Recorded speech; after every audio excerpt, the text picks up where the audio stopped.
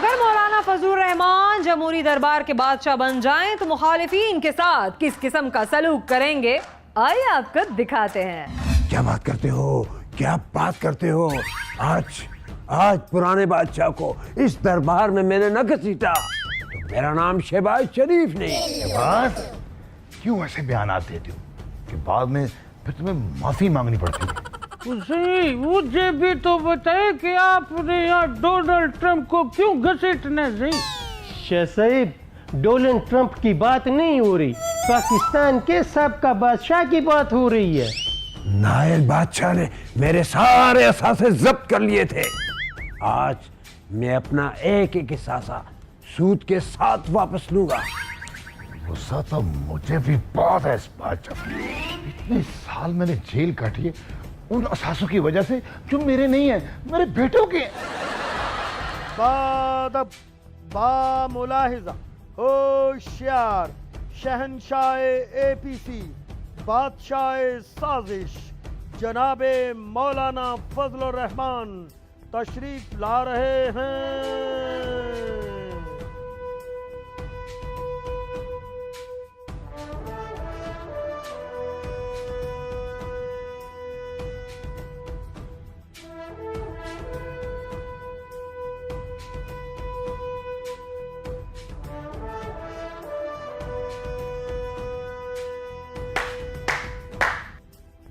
हजरात दरबारियों, दरबार की कार्रवाई शुरू करने से पहले बादशाह सलामत को लस्सी पेश की जाए, क्योंकि बादशाह सलामत को प्यास लगी है। बादशाह सलामत के लिए लस्सी लाई जाए।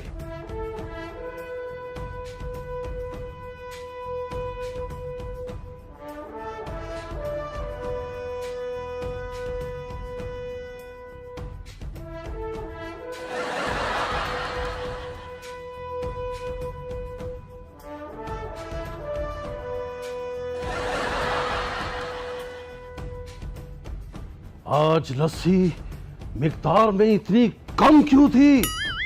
जिले इलाही, आज भैंस ने जितना दूध दिया था उससे लस्सी की एक ही बाल्टी बन सकी है। हुक्म दिया जाता है भैंस को निचोड़कर मजीद दूध निकाला जाए और फिर मजीद लस्सी पेश की जाए। जो हुक्म जिले इलाही।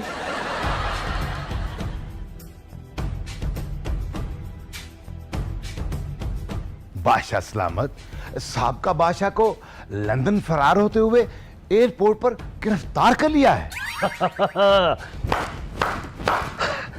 साबिक बादशाह को पेश किया जाए। साबिक बादशाह हाजिर हो।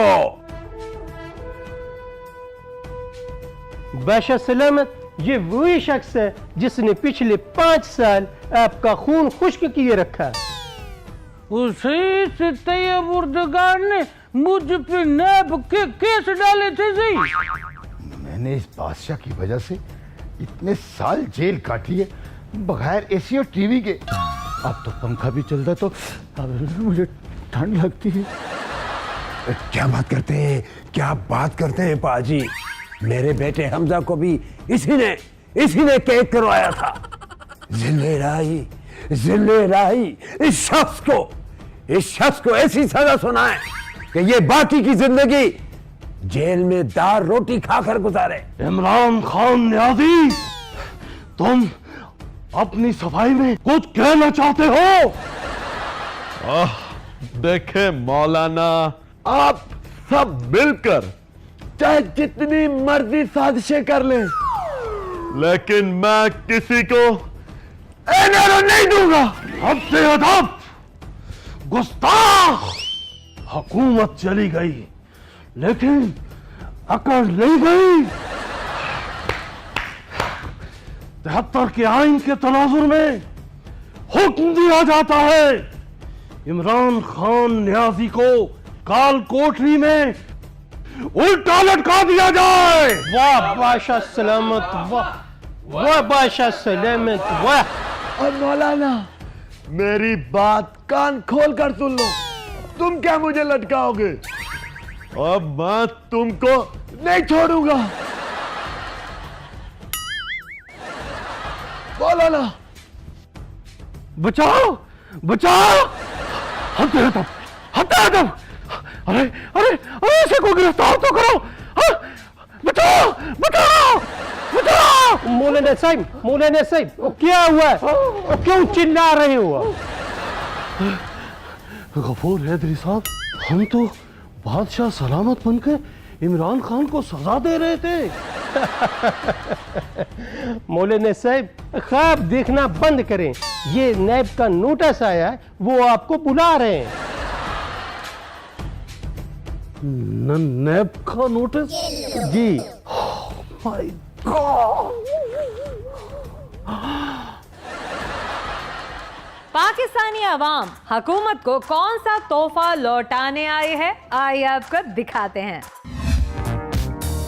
ओहो खटक साहब, बंदूक नीचे रख दें, ये ना हो आपको कोई चुक पड़ जाए। खान साहब, मुझे इजाजत दें, मैं अभी बॉर्डर पर जाकर भारत को सबक सिखा कर आता हूं। कभी कभी तो मेरा दिल करता है कि आपको मिसाइल के अंदर डालकर भारत की तरफ चला दूं। कम से कम आप वहां जाकर भारतीयों को गंदी गंदी बददुआएं तो देंगे। अब देखें खान साहब, आप शेख को एक टैंक दे दें, शाम तक शेख कश्मीर फतह करके वापस ना आया तो शेख का नाम बदल देना। ओहो शेख साहब, जम्मू कश्मीर जितना दूर है, एक टैंक पर तो आप शाम तक वहां नहीं पहुंच सकते। शेख जम्मू कश्मीर की नहीं, शेख तो कश्मीर मोड़ की बात कर रहा था। ओह खटक साहब, रखते बंदूक, इसके अंदर डालने वाली गोली भी आपसे ज्यादा सेहतमंद होती है। बंदूक नीचे रख दे। आप कहते हैं तो मैं बंदूक नीचे रख देता हूं, वरना आज तो मुझे नरेंद्र मोदी पर इतना गुस्सा आया हुआ है, इतना तो मुझे कभी बिजली का बिल देखकर गुस्सा नहीं आता। देखें, मैं तो कहता हूं कि एटम पंप का रिमोट शेख को दे दें। शेख 2 मिनट में भारत को ऐसा सबक सिखाएगा कि भारत को अपनी माता याद आ जाए। शेख साहब, अगर आप इतनी ही जिद करते हैं तो मैं आपको कश्मीर में जाकर लड़ने के लिए भिजवाने का इंतजाम कर दूंगा। खान साहब, अब बंदा मजाक ही ना करे। अब मेरा मतलब है शेख भारत के खिलाफ जंग सोशल मीडिया पर लड़े। मेरी प्यारी अवाम, आप यहाँ कैसे? यकीनन आप कश्मीर जाकर जंग लड़ने की इजाजत लेने आए हैं। खान साहब, और कश्मीर के लिए हमारी जान भी कुर्बान, लेकिन फिलहाल मैं इस वक्त किसी और काम आया हूँ। बताओ मेरी प्यारी अवाम, कैसे आना होगा? आप ये गिफ्ट लाए हो क्या? हाँ साहब, ये मैं आपके लिए लाया हूँ। इसका मतलब है कि अवाम को अभी तक यकीन है कि खान साहब ही इस मुसीबतों से निकाल सकते हैं।